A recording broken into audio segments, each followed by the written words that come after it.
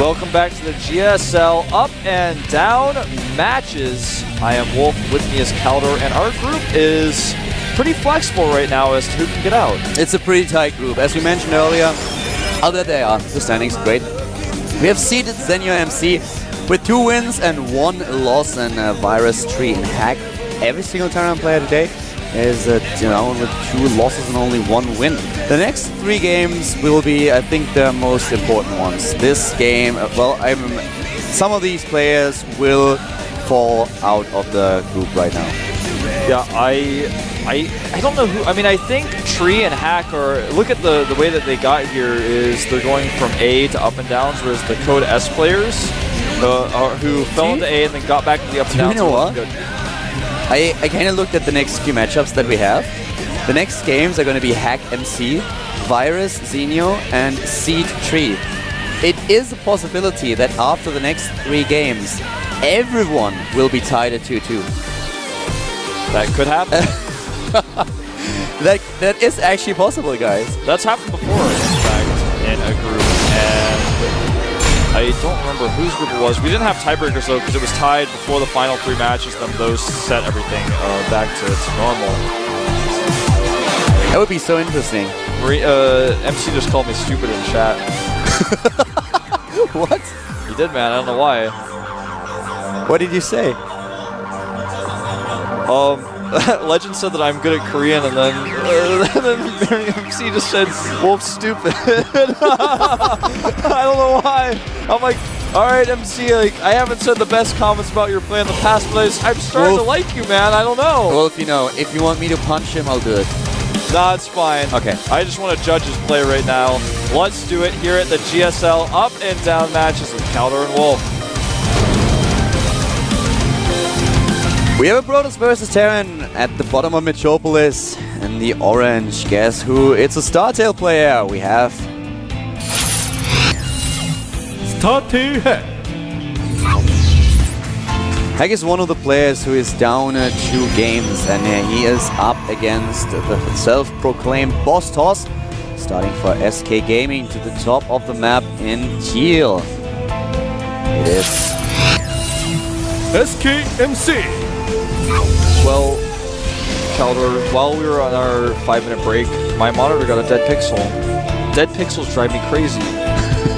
I cannot stand dead pixels, man. You always stare at the dead pixel no matter what. Like, your eyes are just drawn to it. It doesn't make too big of a difference because it's just like right in the center, but I can actually see it. That dead pixel, man. It happened while I was gone because I would have noticed it before. That was not there before. I'm here in Korea for business, but I cannot forgive myself if I leave here without watching GSL. I agree. If you did not come here and watch, I wouldn't forgive you either. From Iran, wasn't he here yesterday? Yeah, I think it's the same guy. Yeah. So cool to have him here from Iran. Players come in, players and fans coming worldwide here at the GSL, the global StarCraft 2 League.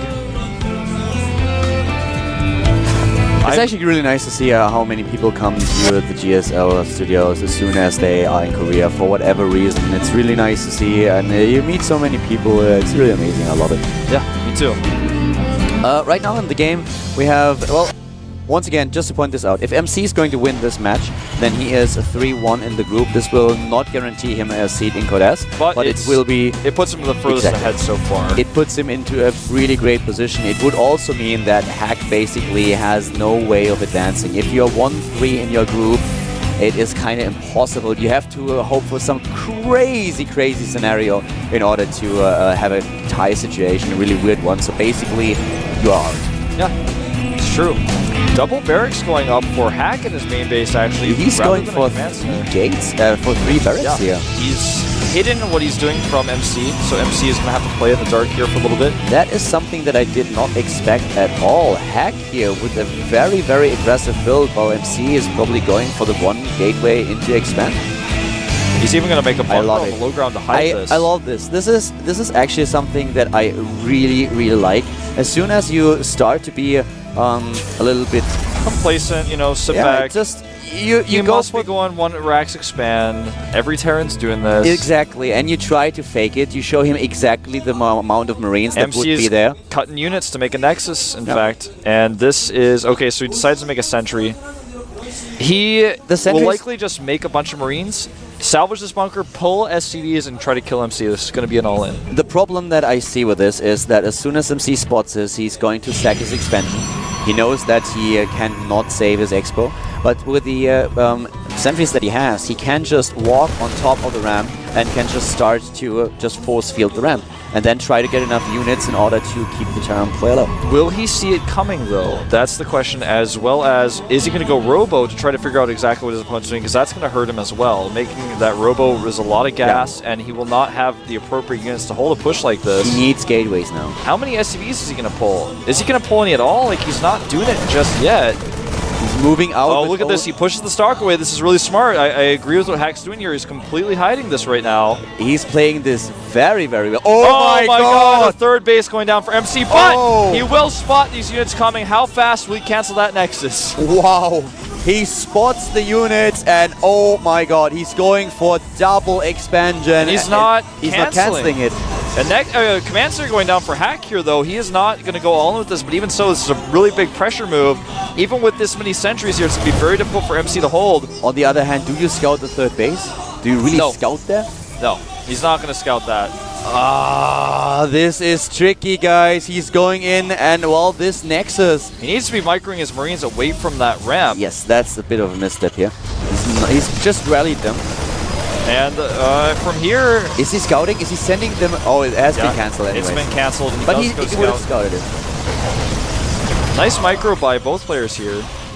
Not an overcommitment by MC with his Stalker, but at the same time, Hack needs to be careful. Is he actually able to save it? It doesn't look like it. If those bunkers are up, the Nexus is going to die. At the same time, Hack has his base nearly completed. And there they are. Bunker number 1 finishes. The second one not able to be completed because the SCV dies. But still, with all those Marines rallied to the top, you should be able to kill the Nexus no matter what.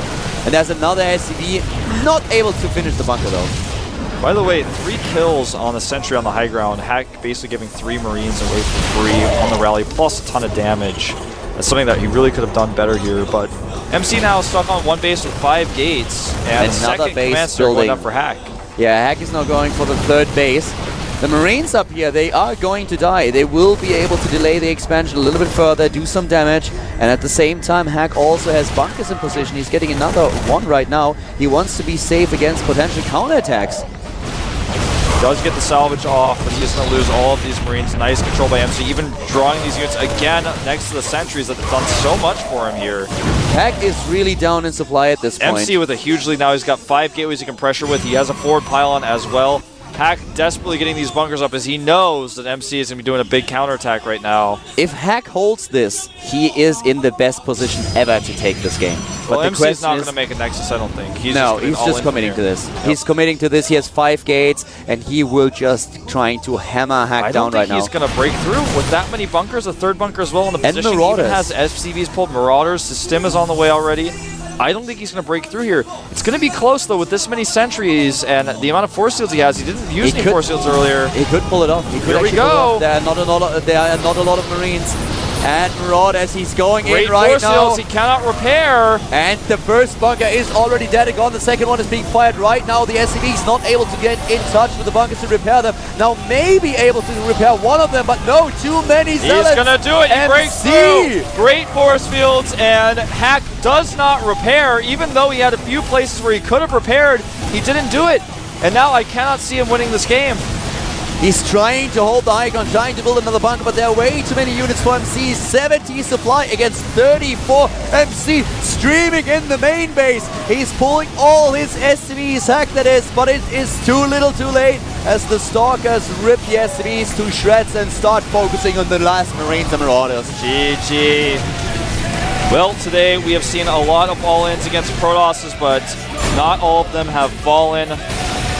MC looking very strong in that last match, standing up very quickly in his chair, and then having to grab his from the ground. I don't know. Hack was the 3rd command center. If he invests these minerals in units, gets the bunkers up a little bit earlier, gets maybe not 3 but 4, starts to build more Marines, more Marauders, then he will be able to hold against this attack. Yeah.